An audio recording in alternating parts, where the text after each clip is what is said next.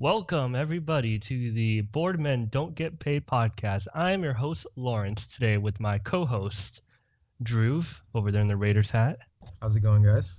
and Yash over there in the nice looking apartment. What's up?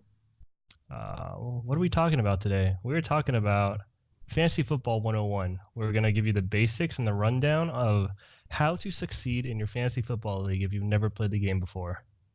Sound good? Sounds great to me. All right, let's get right into it then. First off, what is the most important thing for your prep work before a fantasy football draft, Drew? So the most important thing for fantasy prep is to understand the format of your league.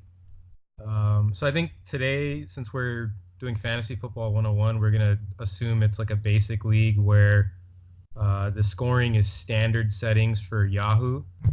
And we're going to approach it that way. So in that setting, you start one quarterback, you start two running backs, two receivers, a tight end, a flex. A flex is a position where you could have a tight end, receiver, or running back. And the league also has a kicker and a defense and a couple bench spots. So we're going to approach it from that aspect. We're not going to go into anything advanced today. Okay. We want to give you some tips on how to approach your upcoming draft. So, quick side note, if their league has any of these advanced, settings, what would you recommend? Just, gloss over it real quick. I would recommend emailing boredmen2getpaid@gmail.com and asking for some advice.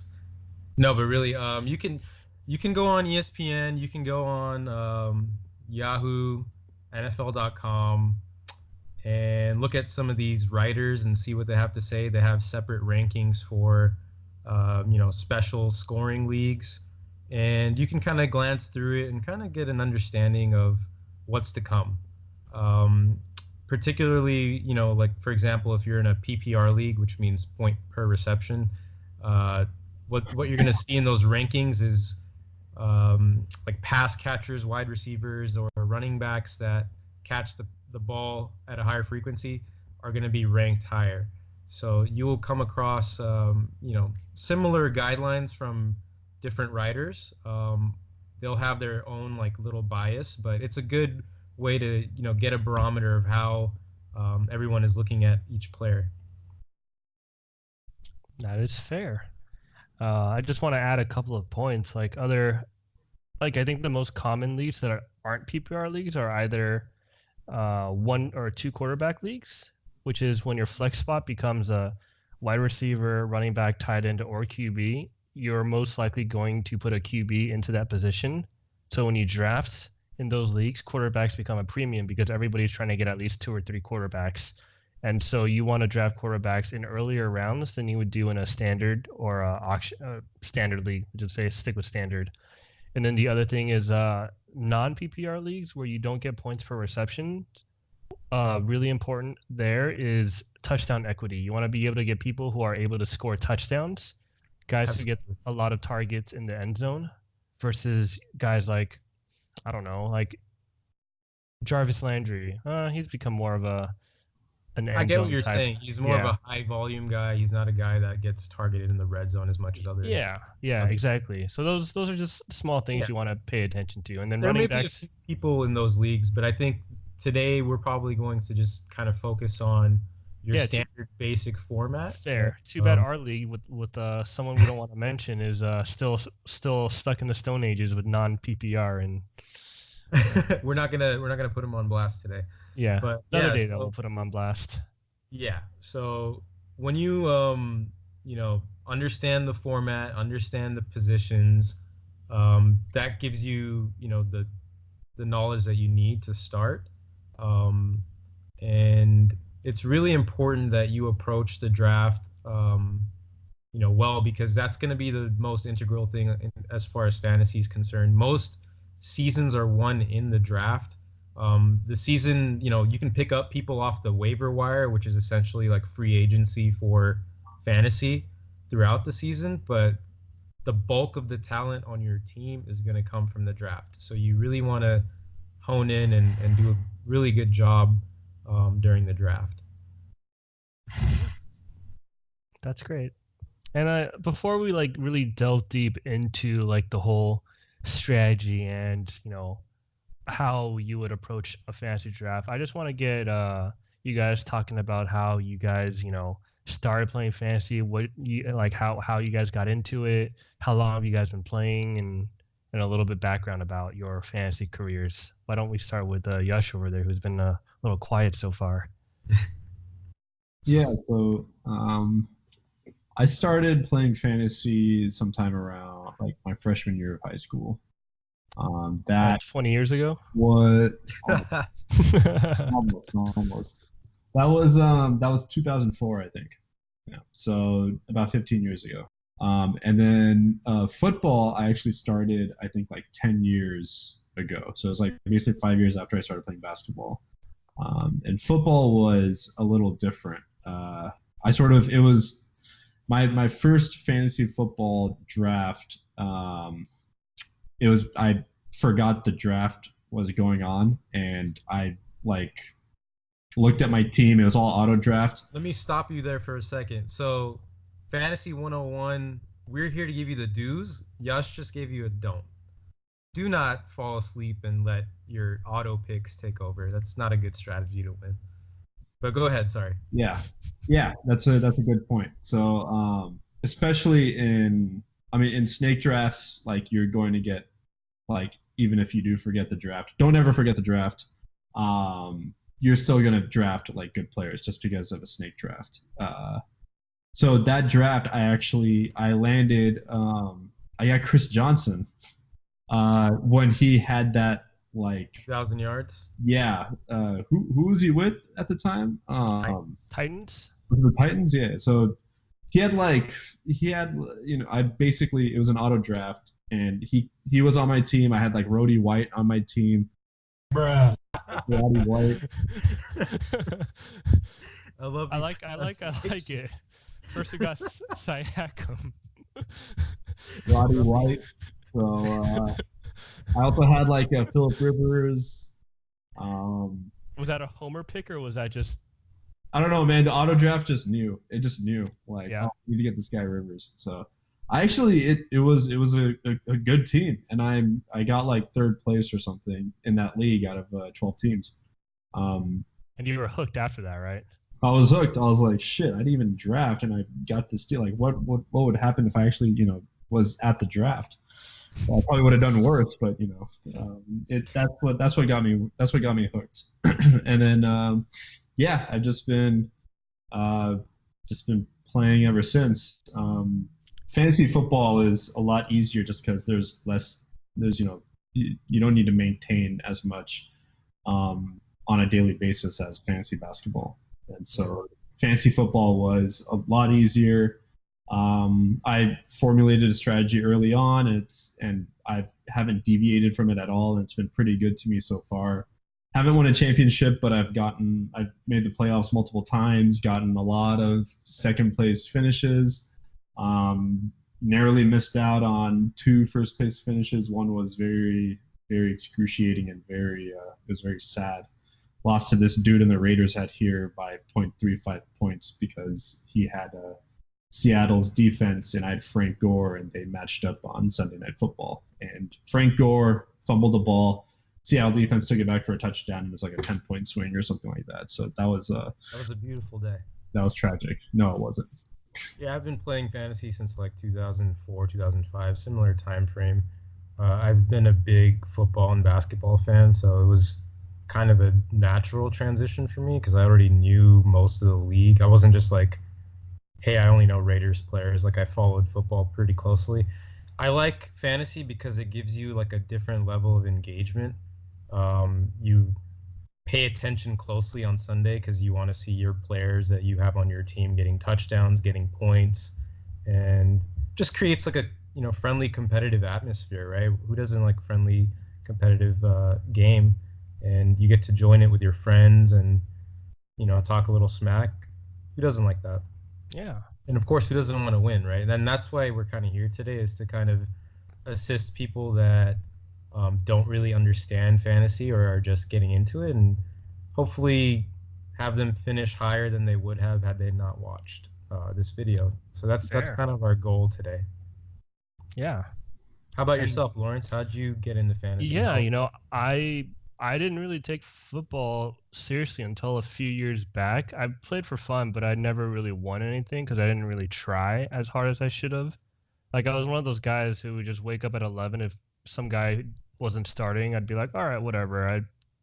I just kept him in and got a 0 pointer for the week. Like I was a pretty casual player, and then I started joining, higher dollar amount leagues, which made me have to pay attention more because I got more invested into it. I think Sure. the first time I ever really sort of took it seriously, I got really lucky, and it was the year where Cam Newton won the MVP, and I drafted him in a really late with a really late draft pick, and that was also the year that Devontae Freeman was the leading rusher in the league, and it was an auction draft that I participated. I think it was the league that we're in, Drew, a couple years back, and I got Devontae Freeman for like $2, Wow. and he just carried my team to victory that year.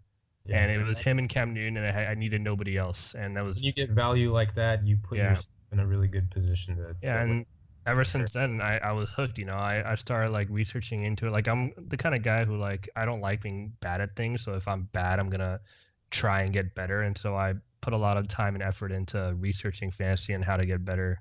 Of And here we course. are today. Not more than really like 6 years later. I've got different stories for basketball, but we'll get there during the fantasy basketball season.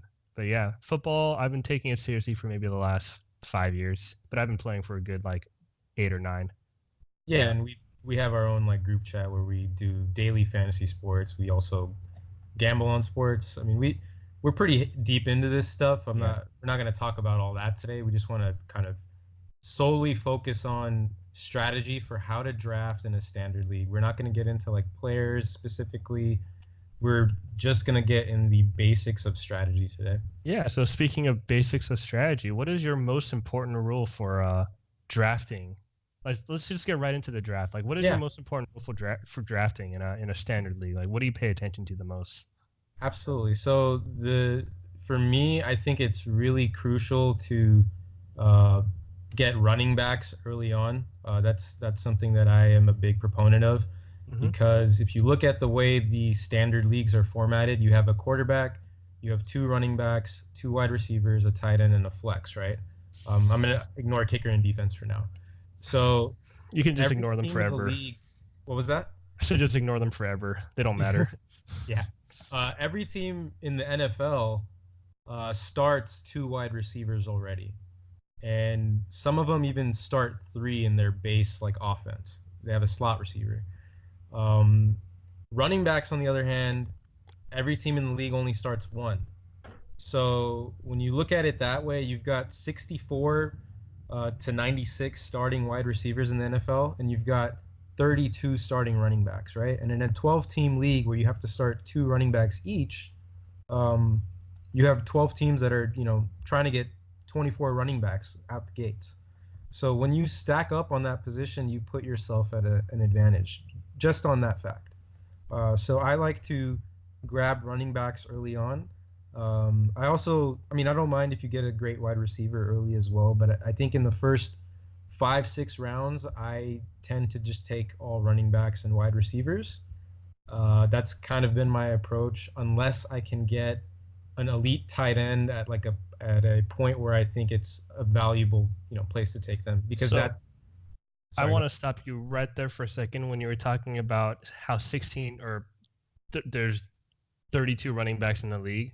Of Right. those 32 running backs on each team, you have to narrow that down even more, right? Because you're not trying to draft a running back who's also in a timeshare, right? Right. You want to be able to draft a running back who's going to get the lion's share of the carries. So, Exactly. of those 32 teams, maybe there's only 15 or 16 running backs that are extremely valuable, right? That So are that's truly elite, that are going to get the opportunity. The rest are kind of a gamble. yeah. Whereas with receivers, there are like many more known commodities, and there's a lot more receivers emerging on the free agency waiver, the waiver wire once the season starts. Running back, those type of players sort of emerge only because of injury later on in the year. So I would say definitely attack that position early on. Don't I know it's tempting because you see like how many points quarterbacks accrue, but you have to look at the top 10 and see that the difference between the second best quarterback to the 10th best quarterback last year was not very significant. You take out the statistical outlier, which was Patrick Mahomes, and you look at the majority of the quarterbacks after that, there's not a big difference between them. When you see running backs, on the other hand, if you see the top running back and like the 24th running back, there's a massive difference. There's a massive difference. So you want to stack up on as many great running backs as you can. And throughout the year, there will be teams that need running backs, so they may even overpay and you know and try to get like a middle tier running back just because they're so desperate to have one because there's so few of them. Yeah, Yash, do you have anything to add, or do you agree with Drew's statement about getting running backs early? Um, so I follow a different strategy. Okay. I guess for snake drafts, uh, I mean, it does make sense. Maybe drafting, I don't want to draft, I don't want to, use my, first two or three picks on running backs. I kind of want to get, the best available player, whether it's a tight end, running back, or a wide receiver. So it depends on the player pool and what my needs are. I've always held to the belief of anchoring my team around like good receivers. So drafting, when I first started, I was always drafting guys like Calvin Johnson. Later on, it became like DeAndre Hopkins and Julio Jones. I've always tried to get the top receivers, and that's because there's like a minimum what the way like the game like NFL games go, like if you fall behind early, the running game sort of gets abandoned, and you start team starts throwing, and so you know whenever I drafted Calvin Johnson, it wasn't like the Detroit Lions were just like destroying teams left and right and just relying on the running game. It was usually always like it was either close or they were always trying to play catch up and like um, besides like Calvin Johnson on that team, I don't know who else. They had like Nate Burleson, and their running backs were always like rotating. So it was just Calvin Johnson was getting targets and he was going to get his numbers. And because I played it in a PPR league, that helped. So, if let's say like Calvin Johnson, he got targeted. I'm just going to call him by his nickname, Megatron. Let's say Megatron was targeted 14 times, but he only made like 4 or 5 receptions. You can bet that those receptions equated to maybe 60 to 70 yards, and if we were lucky, maybe like a touchdown. And that right there, that's in a PPR league, that's like 10, 11 points. With the touchdown, it's like 17, 18. So wide receivers were always guaranteed points for me. Running backs, like you could have like ground pounders like Leonard Fournette, or people guys that were getting 25 to 30 carries a game. But you know, like I said, there's too many like things that you have to take into account. Like they could get injured real quick. His team could abandon the run game. They could just get stuffed. They could carry the ball 25 times but only get like 49 yards. So for me, like drafting like top running backs, that wasn't a priority for me unless they were like PPR monsters, like a Le'Veon Bell or like I'm like a Christian McCaffrey now. Um, with that said, like I always had running backs that were RB2s on the team, or they were backups or handcuffs. There's a lot of times where I had like really good teams and my lead running back was like Danny Woodhead. You know, there it was just, but he got points. Like Darren Sproles, like he got points. He wasn't like he was rushing for 140 yards and a touchdown a game. He was just getting a lot of receptions. Um, so for me, like it was always about the wide receivers and just having a good quarterback. Um, Turn yeah. that down, whoever that is. Nah, you got this iMessage So, notification. patient. My counterpoint to whatever Yash just said is there's a reason why he hasn't won first place. I'm just gonna put that. Ouch. That was a So burn right there. when he says like, there's running backs that get 25 carries and they end up with 49 yards, yeah, that's gonna happen sometimes. But you got to look at those 25 carries, and that will normalize over a 16 game season.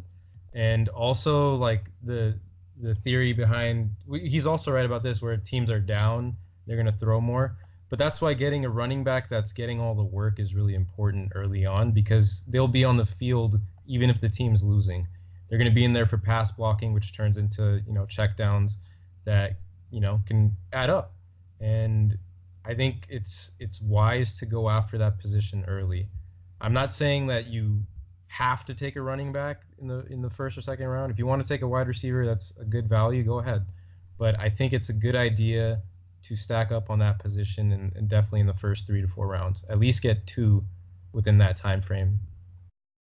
Yeah, so I mean, I'm just gonna add in my 2 cents from a macro perspective. I don't want to say one of you guys is right or one of you guys is wrong. I think it's really player preference, but I think this is a reason why I like fantasy so much, is because from a fantasy landscape, like it evolves when football, like as a whole, evolves as well, right? And so maybe you go back to a few years ago where running backs were like the main thing. Like you draft running backs early because they're the ones that got you touchdowns and points. But then like football kind of evolved maybe in the last 2 or 3 years to like let's say 4 years ago. Starting 4 years ago, it became like an air, like a passing kind of league, right? And so when you're in this like passing kind of league, then these wide receivers become much more valuable. Like you have wide receivers going off for about 1,400 yards and 10 touchdowns, like it's nothing. And like even just let's just say maybe it was 3 years ago, you only had two running backs that like were far and above everybody else in like Le'Veon Bell and David Johnson, whereas like you had so many wide receivers that were just putting up huge amount of points every week. Like you had Antonio Brown, you had OBJ, you had Mike Evans, you had Julio Jones. Like all these guys are putting up like running back one type stats, whereas you only had two running backs that consistently gave you that production. And so a year like that, I think you could have definitely skipped out on the running back first and gotten one of those really good wide receivers, and you would have been just fine, right? But I think football has kind of evolved now into a game where especially last year, like 2 years ago and last year, it's become more of like a lot of teams are utilizing the running back more for checkdowns and stuff like that. And so now there's a lot of running backs out there who are like legitimate 3 down backs who also get a lot of targets and catches per game. And I think there's like receivers sometimes now. So. Exactly. So then there's like maybe 7 or 8 of those like right now that become really valuable. And like this year, I think you definitely have to target one of those guys if you have an early round pick, because it's such a passing league right now. Even a wide receiver 2 on a certain team can put up really good stats week in and week out. So I think as football evolves, the fantasy landscape evolves, and that's why like the zero running back strategy was kind of viable a couple years ago. Like I'm not gonna say it was bad. It was people were actually doing that, and I think it was definitely viable. You could have skipped out on a running back in the first 2 rounds and gotten 2 elite wide receivers, and you'd have been just fine. But I think nowadays, because there's some running backs now in the league where if you don't have them on a certain week, you're just going to lose because they're going to put up like 30 points like it's nothing. Like Christian McCaffrey is going to put up 100 receiving yards, 100 rushing yards, and 2 touchdowns, and you're done for, So, and yeah. You have to allocate, you have to view it in a sense like when you're going up against your opponent, how many points is your set of running backs going to accrue versus theirs, right? How many points is your tight end going to accrue versus theirs? And you set yourself up for an advantage in that sense when you attack that position early, because I feel with wide receiver you can make up ground when you look at it that way in the later rounds or even on the waiver wire once the season starts. And I think that variance is important to take account of, and I think that's exactly why I won't take a quarterback for the first 7 or 8 rounds either. because that's a position, despite how many points they accrue, again, the difference between the second quarterback and the 10th quarterback or the 12th quarterback was not statistically significant from a fantasy aspect.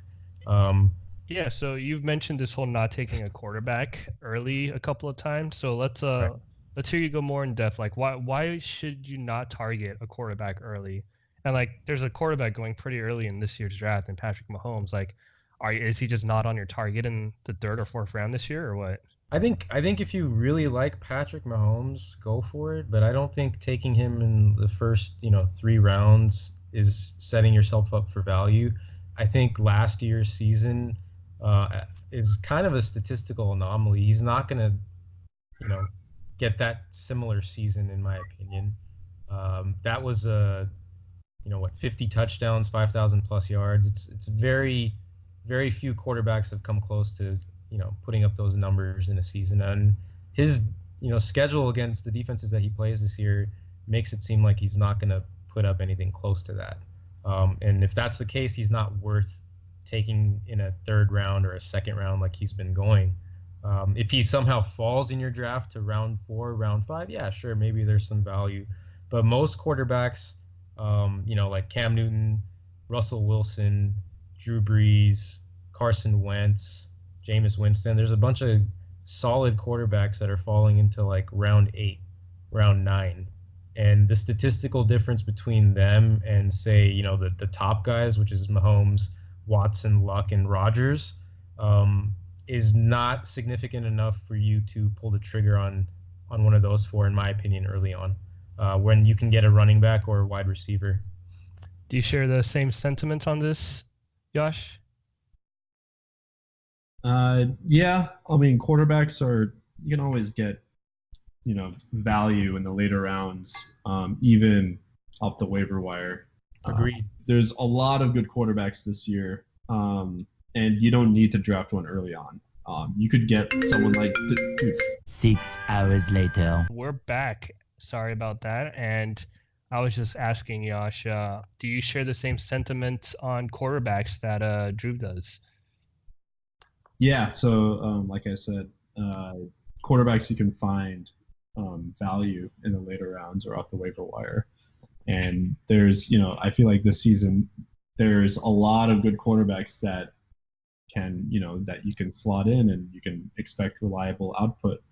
And I feel like that's because there's a lot of factors. One of them is like the NFL rule changes. Like they've started protecting the quarterback a lot. They've started, I think they want to get games high scoring, get like these like high octane offenses. Is this like a tinfoil hat theory you got right now? Like, is this a thing? Yeah, I mean, like it's, as for diehard football fans, it's great seeing like a defensive like grind, Pittsburgh versus like Baltimore or something, right?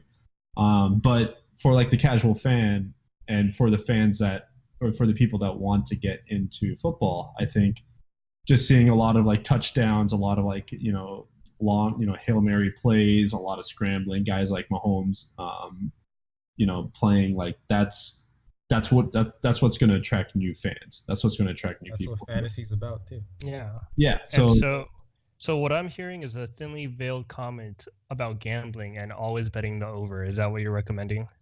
You always bet the over. Never bet the under. Again, don't listen to this guy unless you want to be in second place. You won because of a defense, man. Let's remind yourself. All right, let's keep it civil here, guys. All right. So with quarterbacks, like don't ever feel the need to be pressured to take one in the 5th or 6th round. If you want, Mahomes is a good 5th round pick if he's there. He probably won't be, but if he's still there at the 5th round, I would definitely draft him. Otherwise, otherwise, wait. Jumping back on something that you said earlier, basically like when you first started playing fantasy, you were just drafting guys because you knew who they were. And, one of the most well-known quarterbacks in football is a guy named Tom Brady. What do you guys think he's going in drafts? I don't think he should even be drafted, actually. So there you go. Name I value think does not mean everything. exactly name value does not necessarily equate to fantasy value. So So uh, when Tom Brady becomes a QB1 this year, we're gonna look back on at this and have you eat some crow or what? sure, but if you want to take Tom Brady, by all means, go ahead and take him, but take him near the end of the draft because, I mean, yeah, he's a five-time or six-time champion, sorry, but that doesn't necessarily equate to fantasy success. So don't just follow those names. You want to get players that are going to accrue the most fantasy statistics, and Tom Brady is not going to do that. I promise you that. And so you're saying don't draft on name value. Instead, you should be drafting based on what? Fantasy value. There you go. Perfect segue into our next segment, fantasy value. Talk to us a little bit about fantasy value. What average draft position is as a parameter for value, and how you know go about that. Yeah. So for people that are new to fantasy football, that are kind of just getting into watching the sport, uh, whether you play on ESPN or NFL.com or Yahoo, every site, once you enter the draft, will have an average draft position, an ADP. And you can kind of use that as a guideline. Like, let's say, for example, you don't have a lot of knowledge about all the players in the NFL or all the teams, which most people that are new to a sport will be in that scenario. You can use that as kind of a guideline to follow. And as the draft goes on with your friends or whoever you're with, you'll notice that some players will kind of fall beyond what their average draft position is. Maybe some players are, noted to be falling at like the first round, the back end, like pick number 10, and that same player may fall to, the back end of round two at like pick 20. That creates a situation with value. And at that point, that player may end up becoming the best player on the board, and it'll be worth taking them. And on the other hand, there may be like a player that about, that is rated a lot lower than you feel they should be. Um, you shouldn't take that player like well before what the value indicates, in my opinion. Like, let's say, for example, there's a player that you really like who's ranked like 70th, whose average draft position is 70th. I don't think it's a good idea to draft that player 22nd, for example. Um, Take another player slotted around that value, wait a little bit, and then if you want, maybe take that 70th rated player at position 55, which is a slight reach, but it's not a huge reach. And as you play the game that way, you give yourself a better chance because you accrue more value throughout the draft. Yeah. Do you agree with the point on value, Yashi? Do you find that this is very like something that you should really pay attention to versus like basing your draft picks on value versus basing it on players that you really like? Yeah.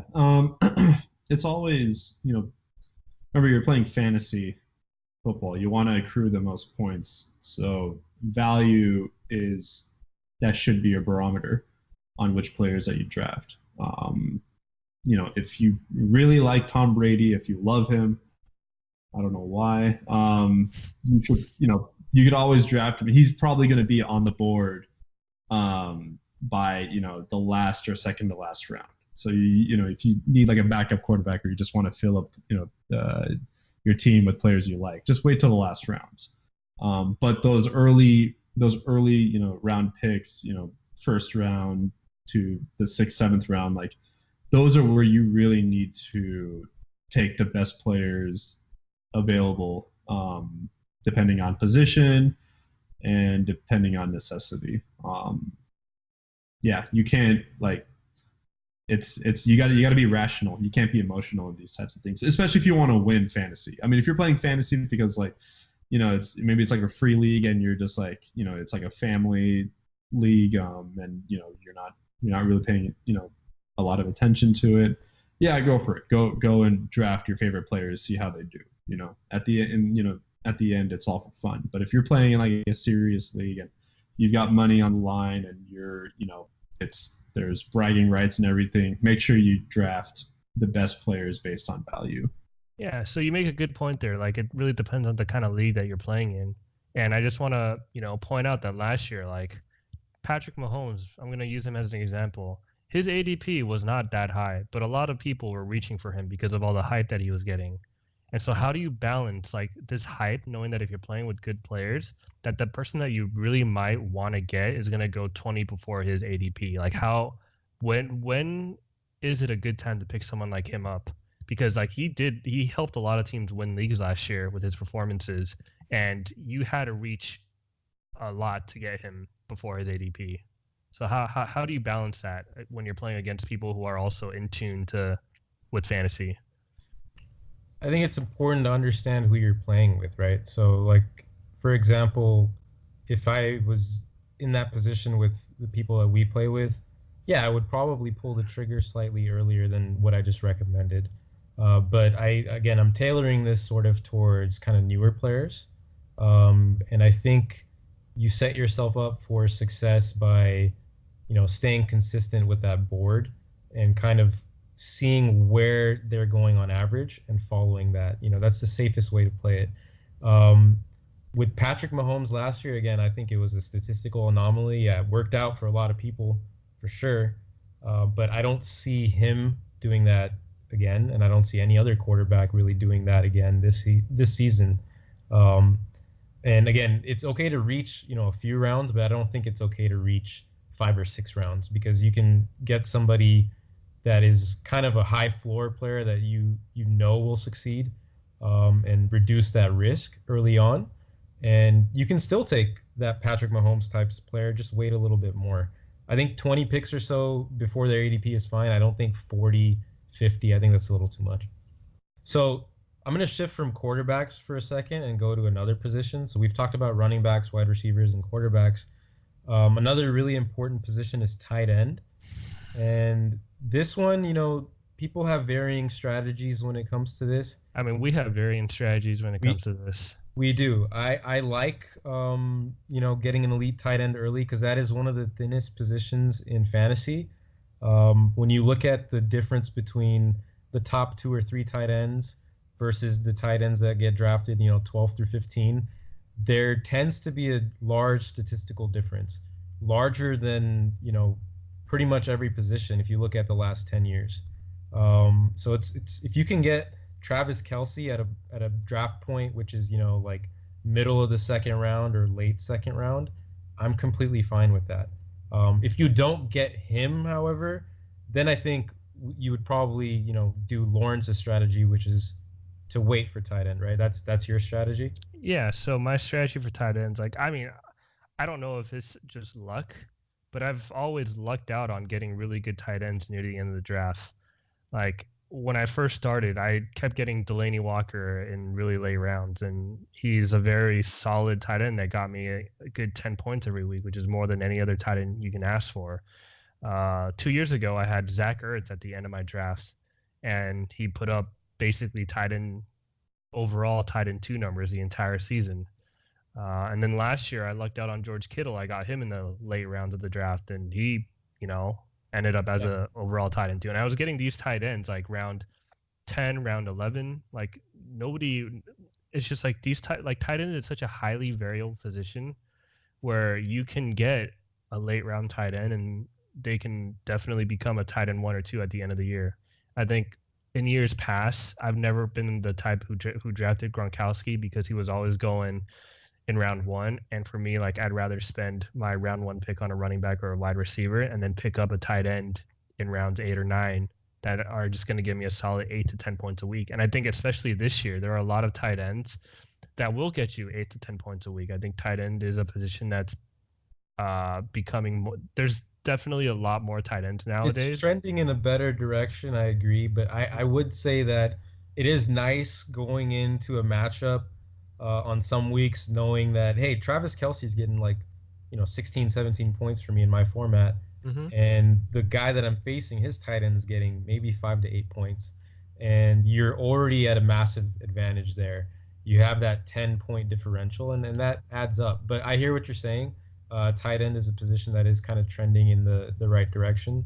Again, when I say taking Travis Kelce in the second round, I say look at it from an aspect of value. I wouldn't take him in round one personally. Again, it depends on the format. I'm looking at it from kind of a standard format still, and from that aspect, I think if he falls, mid to second round, I'm completely fine with taking him there. And like you go back to the word value, right? The thing is, like if you have the mindset of going in and drafting Travis Kelce in round two, like if you see a lot of people taking running backs in the early rounds, you're not going to try and draft Travis Kelce in round two because you need to take a running back too. Because when what you're giving up for drafting Travis Kelce in round two is you're giving up a stud running back, and if by the time round three or round four rolls along and it's your turn again, you're not going to be able to draft that running back that you want. You might be stuck with a middle of the pack running back if you go with Travis Kelce. So it all comes back down to opportunity cost and positional value and scarcity, like you mentioned earlier. And that's the variability of fantasy. Like you can get into 10 drafts and they will go completely differently. Like one draft, people may just take a bunch of quarterbacks early. Another one, running backs go early. Another one, tight ends go early. It's kind of the game within the game, and you have to be able to kind of adjust on the fly.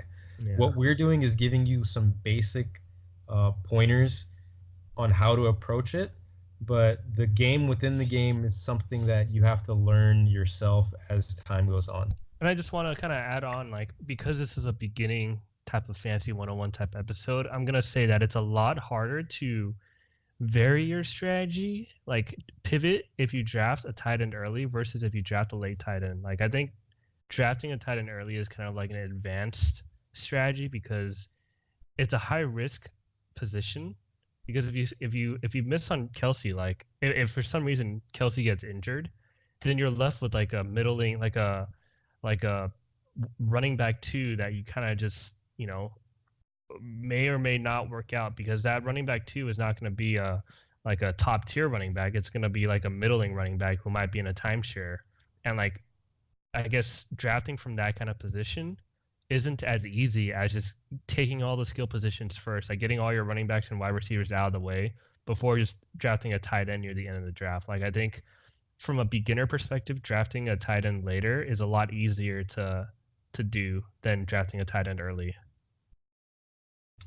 I agree with from a beginner aspect. Yeah, that makes sense. But I still think if you look at what we were defining as value and you see Travis Kelce fall further than he should, I think you should pull the trigger in that instance, personally.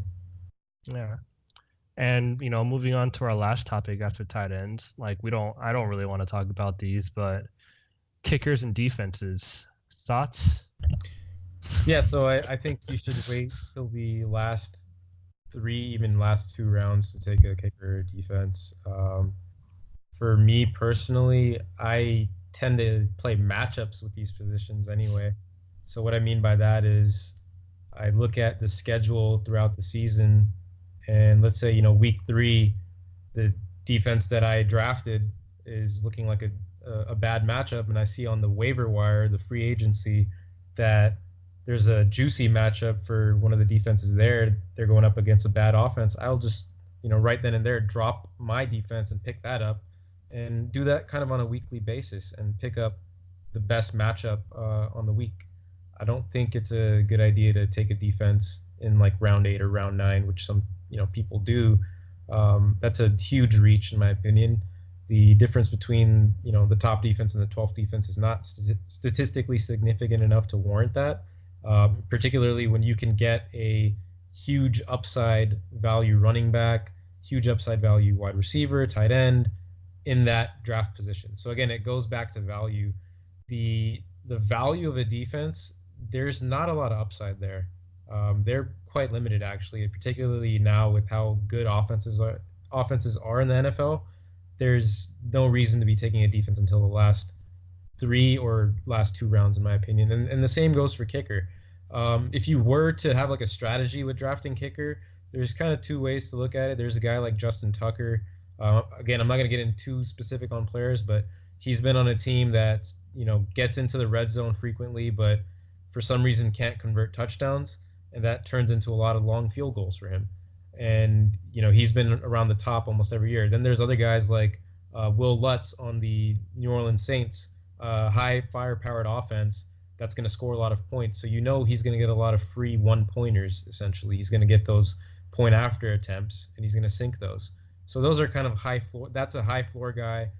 Justin Tucker could be a high upside guy, but you don't need to get those guys no earlier than the last round, maybe the last 2 rounds. Use those earlier middle picks for high upside players at other positions because they're no use at kicker or defense. Yeah, I mean, what about you, Yash? How do you feel about kickers and defenses? Kickers, honestly, just you don't even have to draft one. Don't even draft one, huh? Just pick one up on the waiver wire. Use that draft spot for like a deep sleeper pick, or just someone that like you may have like inside information, or you think this is going to do well, but it's like a stretch. Like, kickers they're a dime a dozen. You can just go. Like I thought I hated kickers, but you're just taking it to another level right now. Dude, when you're a Chargers fan, like you develop a strong hatred for kickers. Doesn't that make it seem? Doesn't that make kickers more important for you if you're a Chargers fan? I'm just like two ways to approach it. I'll deal with it later. This is kind of what we did. We got Badgley. He's just been rock solid. So, but yeah, like with if you're drafting like 2-3 weeks before the season starts, don't draft it. Like my strategy is don't draft a kicker and draft like another wide receiver or a running back or even a tight end. Like draft one of those 3 positions, and we'll just do look up some news, like research some news, research teams, see like look at the depth charts of each team. You never know like what injuries or what suspensions players are going to pick up before the season starts. So, let's say you just for some wild reason that like the 2 running backs, whoever the Saints have, like Kamara and I don't know who their RB2 is, they both get Latavius Murray. Okay, yeah, Latavius Murray. They both get suspended, or one of them gets injured, one of them gets whatever. They're out for an extended amount of time. Look at the RB3 on that depth on their depth chart and just draft him as the last pick or the second to last pick, and just hold that player until right before week 1. And if everything looks fine, if everything looks good, then you can drop that player, pick up whichever kicker you want and roll with that. Kickers aren't something that like you're gonna have other people like fight over, right? They're gonna be there, and you'll see a lot of teams, they just cycle through kickers just because the most that you can do is just play the matchups. So, with kickers, like you don't even have to draft one. Unless like you're drafting like the night before like week 1 or something, or like the day of. But yeah, just don't sweat the kickers. And then defenses, like there's always one defense in the entire league that kind of exceeds expectations in terms of fantasy scoring. Last season it was Green Bay, or not Green Bay, Chicago. There was a few seasons where Seattle kind of held that throne. They were I think, I don't know, maybe like Minnesota or something, like they had a good season one season, but there's always like one season where like a defense really shines. But then again, like if you see there's a team with an exceptional defense that has a weak schedule that is going to put up points, then maybe like a 10th or 11th round pick, you could use it.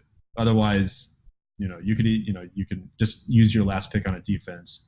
Or if you want to be, go the same route as a kicker and just omit the defense, you could do that. But those could be a little dangerous because then you could pick up something like the Chiefs defense or like, another subpar defense, and you don't want that. You want a decent defense that can hold their own. They may give up points, but they'll get a couple of sacks, maybe a fumble recovery. So just keep that in mind. So I think those are good points. They're kind of more advanced strategy, I would say. For beginner drafts, I wouldn't recommend that because maybe it becomes a little too confusing. But I know why you're mentioning that because Yash actually used that strategy last year, and that allowed him to get James Conner. So it does work out for people that do that strategy.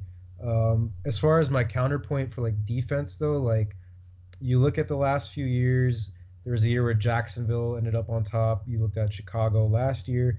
Um, Before the season started, neither of those teams were hyped as like the number one defense. And me, even being a Raiders huge Raider fan, I knew Khalil Mack was going to be a beast for the Bears and turn them up. And no like fantasy expert was saying they were going to be number one. You can get the number one defense without selecting the first defense on the board. You can wait, and you can still end up getting that value. Uh, I don't think it's essential to take them in round 10 or 11 in a 15 round draft. Wait till 14 or 15, in my opinion.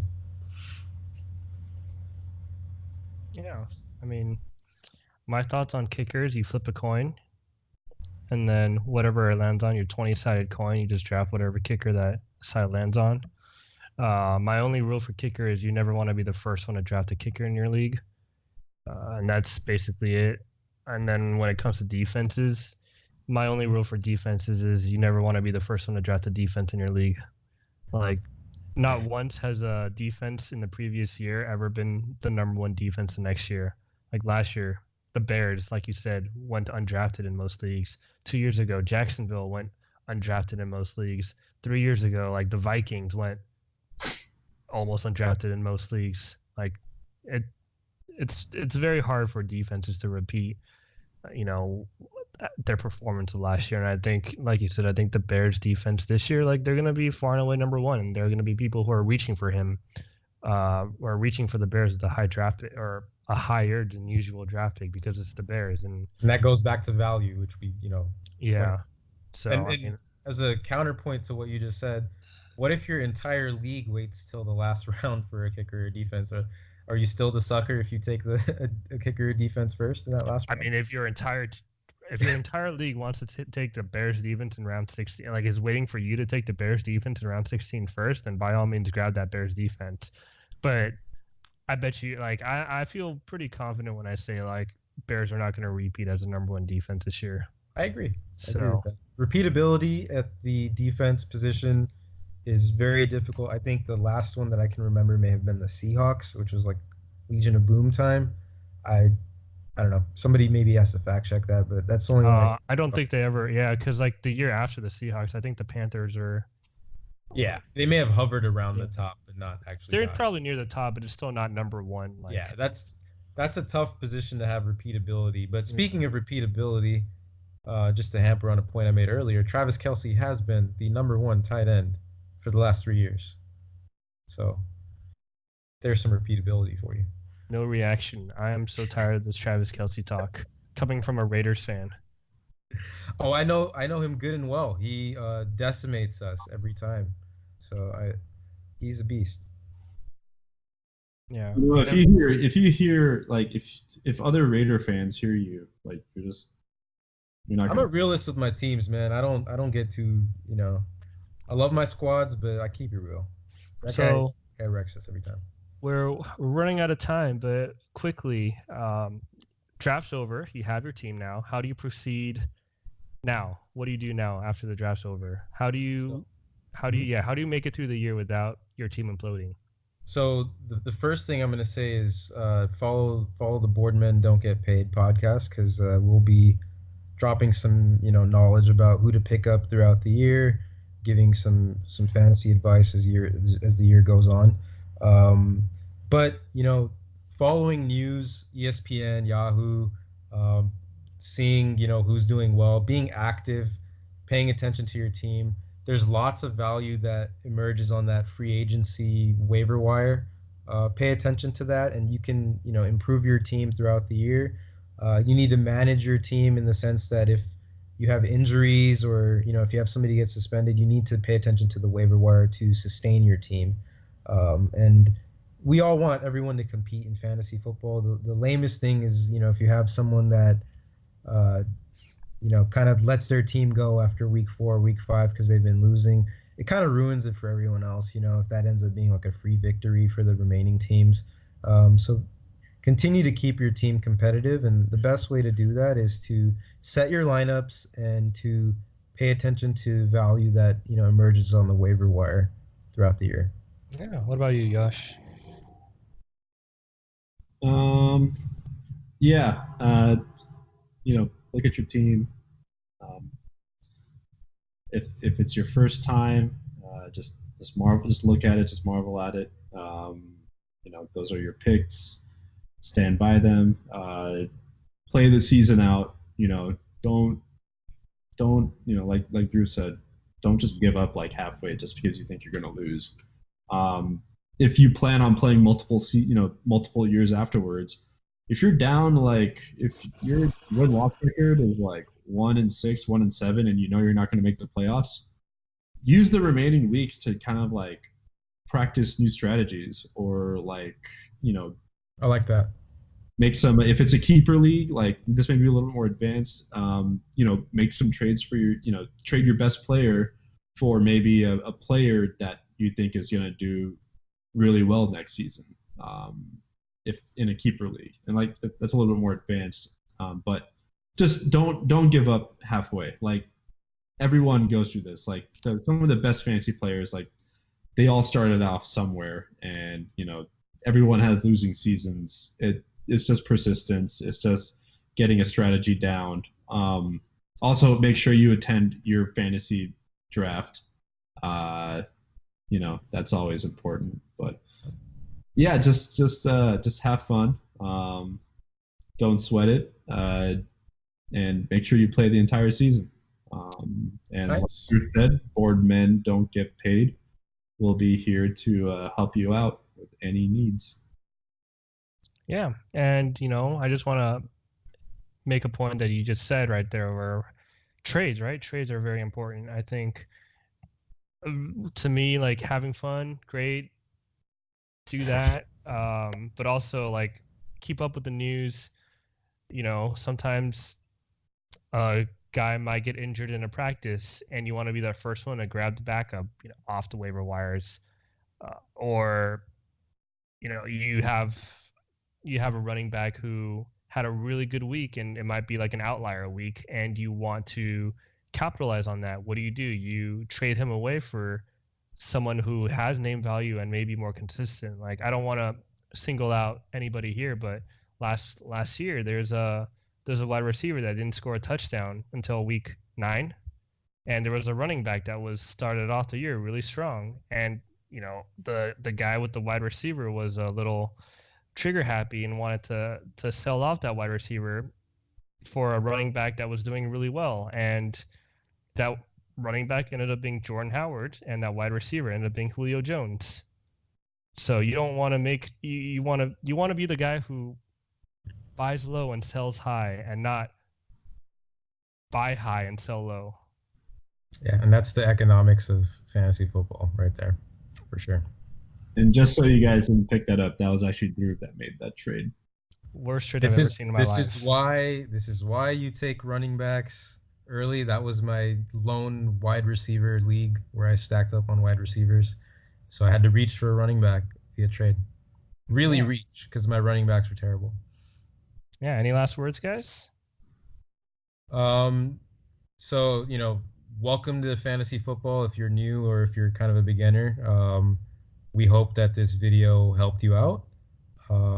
Maybe leave a comment below and tell us what you think. Well, this has been the BoredMen Don't Get Paid podcast. Had a great time. Thank you guys for tuning in. And on our next episode, we'll go into some players that we like and some values that you can seek out. Hope you guys tune in. Take care. Peace. See you.